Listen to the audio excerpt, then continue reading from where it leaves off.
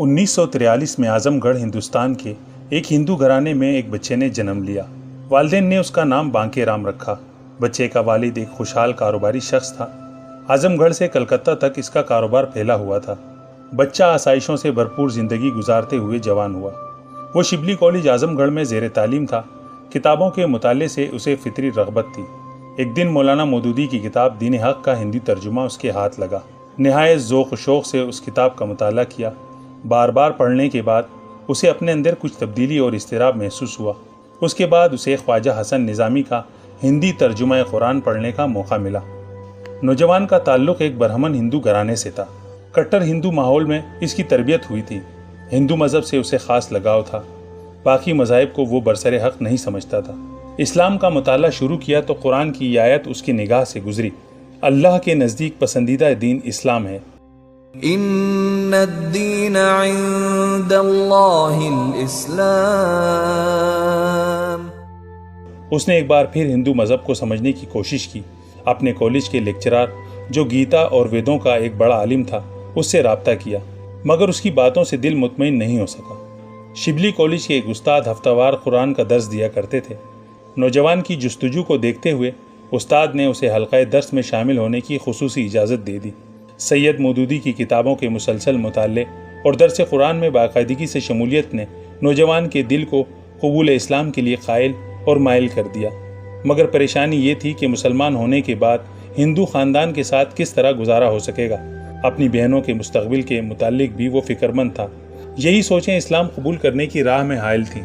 एक दिन दर्स कुरान की क्लास में उस्ताद ने सूरह अन्कबूत की आयत पढ़ी, जिन लोगों ने अल्लाह को छोड़कर दूसरों को अपना कारसाज बना रखा है उनकी मिसाल मकड़ी की सी है जो घर बनाती है और सबसे कमज़ोर घर मकड़ी का होता है। काश लोग इस हकीकत से बाखबर होते। मसलुल्लज़ीन इत्तख़ज़ू मिन दूनिल्लाहि औलिया कमसलिल अन्कबूत इत्तख़ज़त बैता व इन्न औहनल बुयूत लबैतुल अन्कबूत लौ कानू यअलमून। इस आयत और इसकी तशरीह ने बांके राम को झंझोड़ कर रख दिया। उसने तमाम सहारों को छोड़कर सिर्फ अल्लाह का सहारा पकड़ने का फैसला किया और फौरी तौर पर इस्लाम कबूल कर लिया। उसके बाद उसका बेशतर वक्त सैयद मौदूदी की किताबें पढ़ने में गुजरता। नमाज के वक्त खामोशी से घर से निकल जाता और किसी अलग थलग जगह जाकर नमाज अदा करता। चंद माह बाद वालिद को खबर हुई तो उन्होंने समझा कि लड़के पर जिन भूत का साया हुआ है। पंडितों पुरोहितों से इलाज करवाने लगे। इलाज मुआलजे में नाकामी के बाद घर वालों ने इसे हिंदू मज़हब की अहमियत समझाने और दीन इस्लाम से मुतनफ़िर करने का एहतिमाम किया। उससे भी बात न बन सकी तो घर वालों ने भूख हड़ताल का हरबा आजमाया। वालिदैन और भाई बहन उसके सामने भूख से निढाल पड़े सिसकते रहते। उसके बाद घर वालों ने मारपीट और तशद्दुद का रास्ता इख्तियार किया, मगर अल्लाह ने उसे हर मौके पर दीन हक़ पर इस्तिक़ामत बख्शी।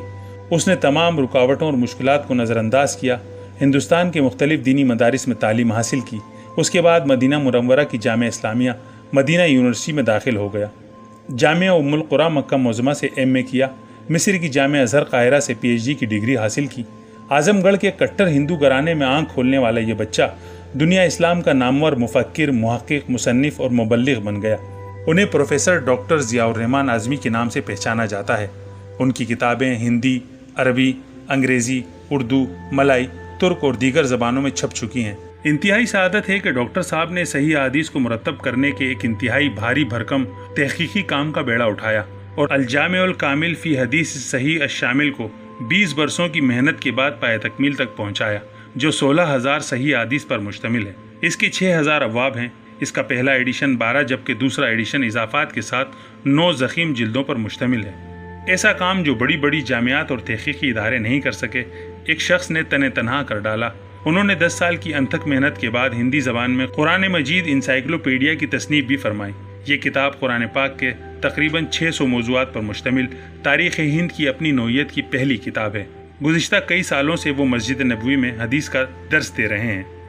इस रुए ज़मीन पर अल्लाह ने बेशुमार नेमतें नाजिल फरमाई हैं, जिसमें सबसे अजीम और अनमोल ایمان کی نعمت ہے۔ اللہ کے انعام اور احسان کی انتہا ہے کہ اس نے ایک ہندو گھرانے میں جنم لینے والے کو صراط مستقیم کے لیے منتخب کیا اور اسے بانک رام سے پروفیسر ڈاکٹر ضیاء الرحمن اعظمی بنا دیا اور مدینہ یونیورسٹی اور مسجد نبوی میں حدیث کے معلم اور مبلغ کی مسند پر لا بٹھایا۔